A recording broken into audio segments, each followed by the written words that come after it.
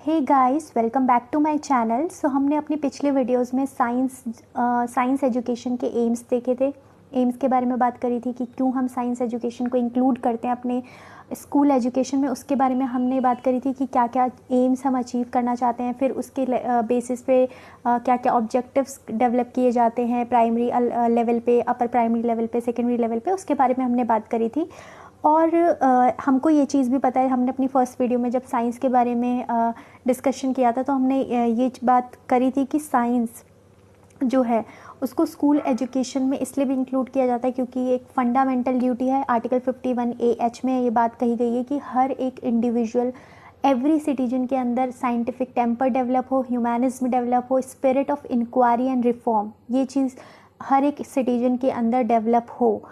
Okay. और ये चीज़ आप ऐसे भी समझ सकते हैं, अगर आपने मेरी पुरानी वीडियोस देखी है तो आपको इतनी बात तो क्लियर हो गई होगी कि science is not only a body of knowledge, it is a process of inquiry which develop scientific thinking among the learners. एक थिंकिंग डेवलप करती है scientific thinking, you can say कि ऐसे समझिए जैसे कि रीज़न के बेस पे चीज़ों को एनालाइज करना, एविडेंस के बेस पे, लॉजिक के बेस पे।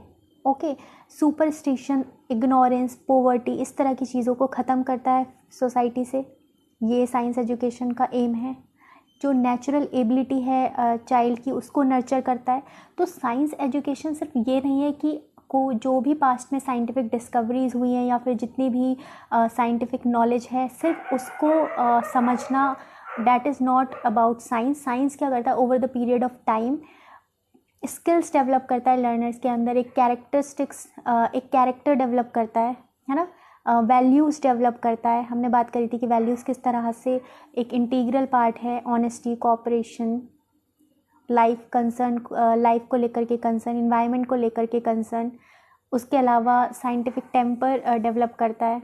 साइंटिफिक टेम्पर मतलब बहुत सारे उसके कैरेक्टरिस्टिक्स हैं, वो हम आगे वीडियोस में बात करेंगे। ओपन माइंडनेस हो गया, ऑब्जेक्टिविटी हो गया, है ना, किसी भी तरह की बाइसनेस ना होना। तो इस तरह की चीज़ें जो लर्नर है उसकी लाइफ स्किल्स डेवलप करता है एक तरह से। तो हम साइंस एजुकेशन को लिमिटेड नहीं कर सकते एक पर्टिकुलर एरिया में, आप समझ रहे हैं। ये लाइफ लॉन्ग लर्निंग में काम आती है। ये जो भी साइंस एजुकेशन का प्रोसेस है वो हर एक एरिया में इंडिविजुअल को एक तरह से हर एक एरिया में, उसके लाइफ के हर एक एरिया में उसको हेल्प करता है एक तरह से। इस तरह की थिंकिंग डेवलप करता है, प्रॉब्लम सॉल्विंग एबिलिटी इन्हेंस करता है। तो ये एक सारी क्वालिटीज़ हैं जो डेवलप होती हैं साइंस एजुकेशन के थ्रू, जो कि हर एक इंडिविजुअल को इम्पॉर्टेंट है प्रोवाइड करना। लेकिन कुछ ऐसे इश्यूज़ हैं जिसकी वजह से ये जो एम्स है साइंस एजुकेशन के, ये नहीं एक तरह से आप ऐसे कह सकते हो कि अचीव नहीं हो पा रहे हैं।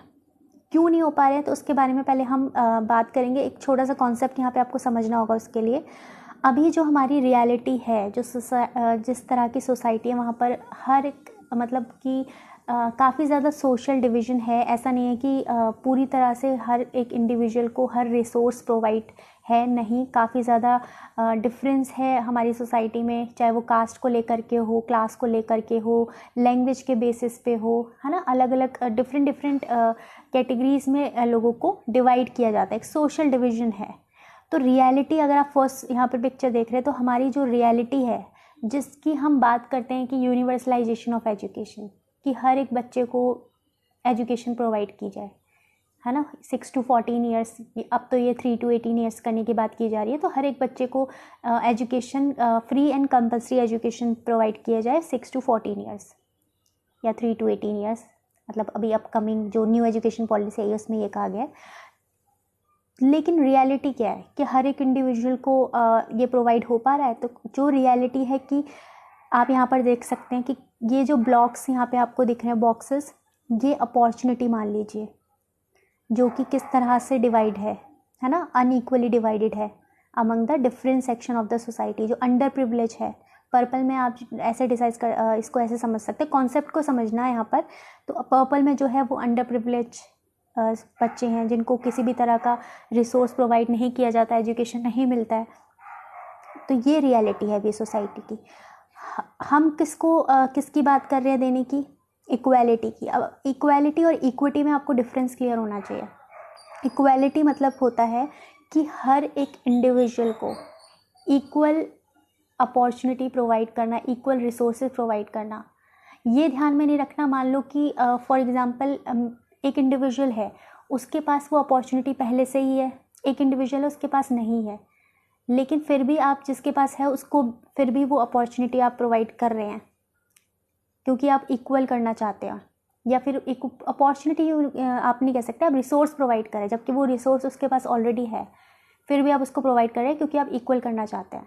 तो देख सकते हैं पिक्चर में ये चीज़ शो हो रही है। जबकि वही रिसोर्स आप उस बच्चे को उस सेक्शन को प्रोवाइड कर सकते हैं जो अंडर प्रिविलेज है, जिसके पास रिसोर्स काफ़ी ज़्यादा कम है। तो हम बात करते हैं इक्विटी की। ओके, तो इक्वालिटी से बेटर, इक्वालिटी मतलब क्या है कि हर एक इंडिविजुअल को सेम चीज़ें प्रोवाइड करना। आप इसको क्लासरूम से समझ सकते हैं, जैसे एक इंक्लूसिव क्लासरूम है, वहाँ पे हर तरह का लर्नर है और सबकी अपनी अपनी डिफरेंट नीड्स है, राइट। ये चीज़ तो है ही ना, इंक्लूसिव क्लासरूम है ये, अगर हमने बात करी भी है इसके, मतलब हमने इसके ऊपर बात करी भी है पहले। तो हर एक इंडिविजुअल है, उसका अलग अलग डिफरेंट नीड्स है, लेकिन उन नीड्स को पूरा करने के लिए हर बच्चे को हमें उसकी लर्निंग नीड्स पे ध्यान देना होगा। अगर कोई ऐसा बच्चा है जिसकी नीड्स अगर हम सेम तरह का इंस्ट्रक्शंस दे रहे हैं, इक्वल इंस्ट्रक्शंस दे रहे हैं, आप ऐसे समझिए इक्वल, एक क्लासरूम में टीचर एक ही तरह के पैडागोजी मेथड यूज़ कर रही है, तो कुछ बच्चों को तो वो चीज़ समझ में आएगी और कुछ बच्चों की नीड्स पूरी नहीं हो पाएगी। तो इक्वालिटी से नहीं होगा, इक्विटी से होगा, जहाँ पर हमें बच्चों की नीड के अकॉर्डिंग, जैसे यहाँ पर अगर फर्स्ट वाले को ज़रूरत नहीं थी तो उसको हमने नहीं प्रोवाइड किया, उसकी जगह पे हमने दूसरे बच्चों को प्रोवाइड की। तो हमें फोकस करना है कि हम इक्वालिटी से ज़्यादा इक्विटी पे फोकस करेंगे। ओके, आई होप कि आपको समझ में आ रहा होगा। उसके बाद जो इशू है सबसे बड़ा यही है कि हम अभी काफ़ी ज़्यादा दूर हैं from the goal of achieving from achieving the goal of equity के गोल से हम काफ़ी ज़्यादा दूर है, क्योंकि जो बहुत सारे तरह के अभी जैसे मैंने बात करी डिवीज़न है सोसाइटी में। तो अब साइंस एजुकेशन को हम यूज़ कर सकते हैं एज ए इंस्ट्रूमेंट कि उस जो सोशल चेंज है उसमें उसको हम अचीव कर सकते हैं साइंस एजुकेशन के थ्रू, ताकि जिस भी तरह का डिवीज़न है, चाहे वो क्लास के बेस पे, कास्ट के बेस पे, जेंडर, रिलीजन और लैंग्वेज हो गया, तो इन सबको कम किया जा सकता है। ओके, अब आप यहाँ पे एक चीज़ और ऐसे समझिए,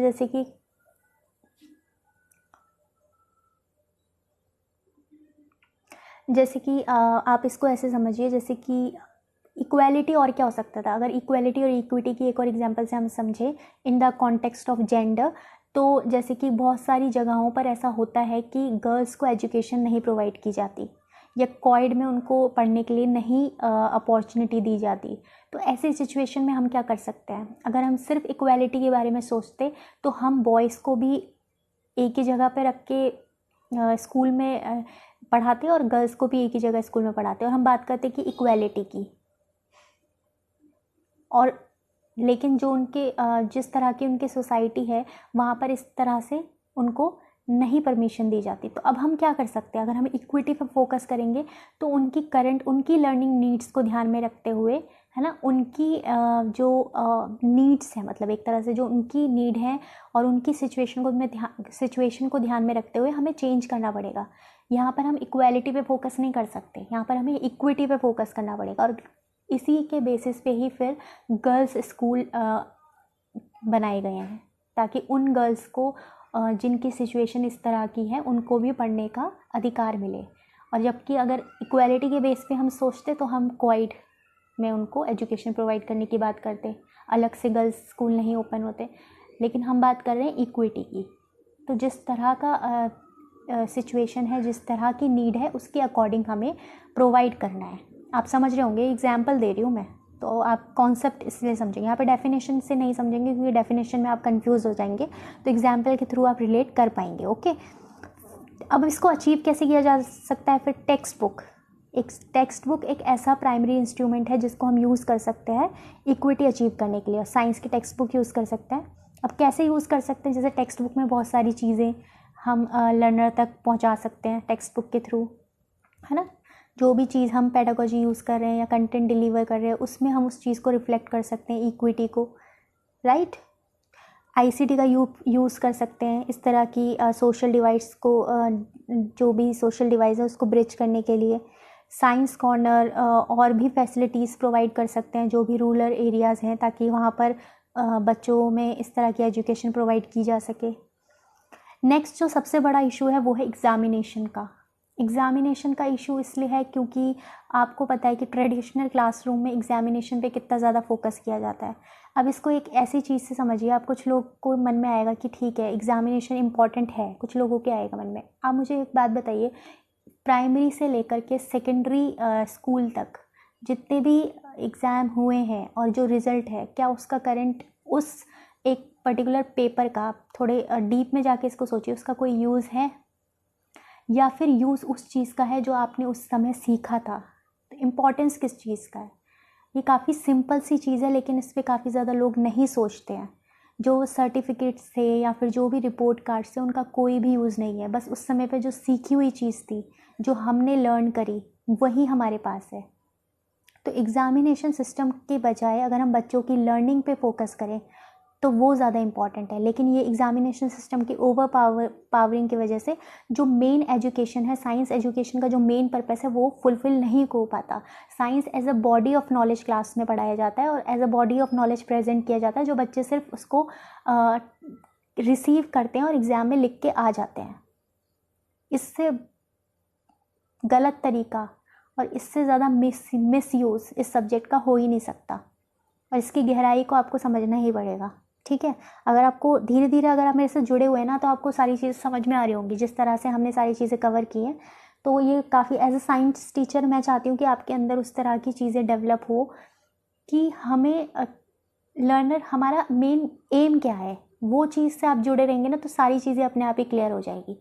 आपको ये पता होगा ना कि साइंस की क्लास में करना क्या है क्या साइंस, नेचर क्या है साइंस का, ये सब चीज़ें, इसलिए तभी आपके पेडागोजी मेथड चेंज होंगे। आपने जाके क्लास में फोटोसिंथेसिस बता दिया ना, आपको इंटरेस्ट आएगा ना बच्चों को आएगा, और वो जो एम है, ऑब्जेक्टिव है, वो भी पूरा नहीं हो पाएगा। ठीक है, तो अपने आप से सवाल पूछना काफ़ी ज़्यादा इंपॉर्टेंट है कि एज अ साइंस टीचर हमारी क्या रिस्पॉन्सिबिलिटी है और हमारी क्या ड्यूटी है, और जो साइंस का असली मतलब है वो क्या है। ओके, बच्चों की सीधा सीधा अगर मैं एक शब्द में कहूँ ना, तो बच्चों की नेचुरल क्यूरियोसिटी को इन्हेंस करना, डेवलप करना, ये एजुकेशन का मतलब है, और यही साइंस एजुकेशन का मतलब है। सीधी सीधी बात। ओके, चलो ठीक है, ज़्यादा डीप में नहीं होते हम लोग। उसके बाद किस तरह से हम जो हमारा फोकस होगा एग्जामिनेशन के बजाय फिर किस चीज़ पे होगा, हमें सिर्फ स्कॉलास्टिक, जैसे कि अभी मैंने कहा स्कॉलास्टिक पढ़ाई को लेकर के ही, वो भी पढ़ाई का कैसा, रोट मेमोरी पे फोकस किया जाता है और उसी को फिर टेस्ट किया जाता है एग्ज़ाम के थ्रू। तो इस तरह की चीज़ नहीं होनी चाहिए, बच्चों की मल्टीपल एक्टिविटीज़ को असेस किया जाना चाहिए। ठीक है, ओके। अब ये जो इतना बड़ा जो होता है एग्जामिनेशन सिस्टम की ओवर पावरिंग की वजह से, सबसे बड़ा नुकसान तो ये होता है कि हम बच्चों में कॉम्पिटेंस तो डेवलप कर लेते हैं, लेकिन इनकरेज नहीं कर पाते हो इन्वेंटिवनेस, क्रिएटिविटी क्या है, कुछ नया सोचना। क्रिएटिविटी, अब यहाँ पर ही कुछ लोग ये समझेंगे क्रिएटिविटी मतलब कि कुछ नई टेक्नोलॉजी डेवलप करना, नहीं, किसी भी फील्ड में कुछ नया सोचना। मैंने कहा ना, साइंस एजुकेशन का मतलब यही नहीं है कि आप साइंस से रिलेटेड ही चीज़ें डेवलप करेंगे, टेक्नोलॉजी डेवलप करेंगे, नहीं। इस तरह की थिंकिंग डेवलप होगी कि कुछ भी नया सोचना, क्रिएटिव सोचना, for the betterment of society, इस तरह की थिंकिंग डेवलप होगी। और ये डेवलप नहीं हो पाती है क्योंकि जो मेथड है वही गलत है पढ़ाने का। ओके, तो कॉम्पिटेंस तो डेवलप हो जाता है, क्षमता डेवलप हो जाती है कि लोग काम करें, किसी और के लिए काम करें। आप इस चीज़ को रिलेट भी कर पा रहे होंगे, तभी इंडियन ज़्यादा कंज्यूमर्स है प्रोड्यूसर के बजाय। तो इस चीज़ को चेंज किया जा सकता है एजुकेशन के थ्रू। तो कॉम्पिटेंस तो डेवलप होता है, लेकिन कुछ इन्वेंटिवनेस और क्रिएटिविटी डेवलप नहीं हो पाती लर्नर्स के बीच में, और उसका मेन कारण है जो एजुकेशन हमें प्रोवाइड की जाती है। और ये गलती एजुकेशन सिस्टम की, कहाँ से ये प्रॉब्लम स्टार्ट हुई, आप इसको पूरी हिस्टोरिकल जो बैकग्राउंड मैंने आपको बताया था कि किस तरह से जो हमारे इंडिपेंडेंस के बाद किस तरह से बिफोर इंडिपेंडेंस किस तरह से अंग्रेज, उन्होंने हमारे एजुकेशन सिस्टम को चेंज किया। और क्यों चेंज किया, क्योंकि वो इंडियंस को फॉलोअर्स बनाना चाहते थे, नौकर बनाना चाहते थे, इसलिए नौकरी पे फोकस किया जाता है। फॉलोइंग पे फोकस किया जाता है, लीडरशिप पे फोकस नहीं होता एजुकेशन के थ्रू। जो इंडियन एजुकेशन है, मैं पहले की एजुकेशन पॉलिसी के बारे में बात कर रही हूँ, जो उस टाइम पे होती थी, जिस तरह की चीज़ें अभी भी रिफ्लेक्ट होती है हमारी एजुकेशन में। लीडरशिप नहीं है, फॉलोअरशिप है। और 2020 में जो न्यू एजुकेशन पॉलिसी है उसमें इसी चीज़ को ख़त्म होने की बात कही गई है कि बच्चे क्या करना चाहते हैं। सबको इंजीनियर, डॉक्टर और यही सब बनना है, एक ही चीज़ बननी है, नौकरी करनी है।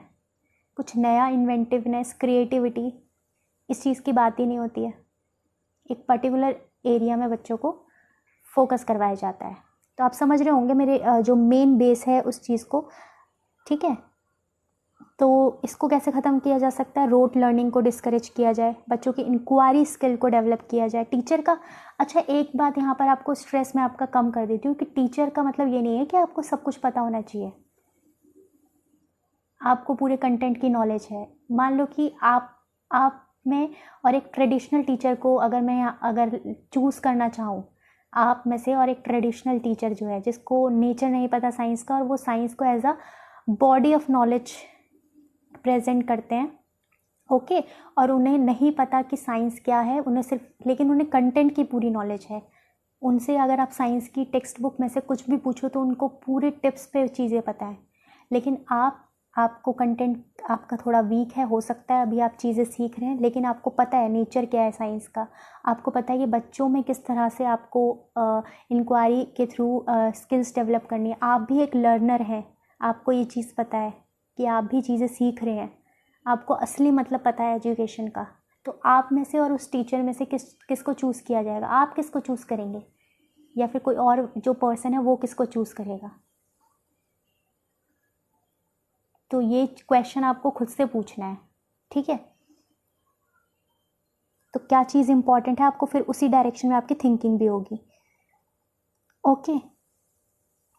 Encourage the use of multiple textbook and would incorporate activities, observation, experiment and encourage an active approach to science, और उसके नेचुरल एनवायरनमेंट से उसको कनेक्ट करें। उसके अलावा बच्चों को अपॉर्चुनिटी भी प्रोवाइड की जाए नेशनल लेवल पे, स्टेट लेवल पे, कि वो अपनी क्रिएटिविटी को एक्सप्रेस कर सके। सो गाइज़, आज हमने इस वीडियो में काफ़ी ज़्यादा मेन बातें भी करी, काफ़ी ज़्यादा डीप बातें भी करी। आई होप कि आपको सारी चीज़ें क्लियर होंगी। और अगर आपको किसी चीज़ में डाउट रहता है या कोई क्वेश्चन आता है माइंड में, तो प्लीज़ आप मुझसे पूछिए, क्योंकि मुझे भी काफ़ी चीज़ें पता चलेंगी और आपके व्यूज़ भी मुझे समझ में आएंगे, ठीक है। और इस तरह से हम एक्सप्रेस कर सकते हैं और चीज़ों को समझ सकते हैं। और क्योंकि मैं भी अभी चीज़ें सीख ही रही हूँ और मैं भी एक प्रोसेस में हूँ लर्निंग के। और अगर आपको ये वीडियो पसंद आए तो इस वीडियो को लाइक करें, शेयर करें, सब्सक्राइब करें इस चैनल को, ताकि जो भी अपकमिंग वीडियोस हैं उसका रेगुलर अपडेट्स आपको मिलता रहे। और मिलते हैं नेक्स्ट वीडियो में। Till then, bye bye.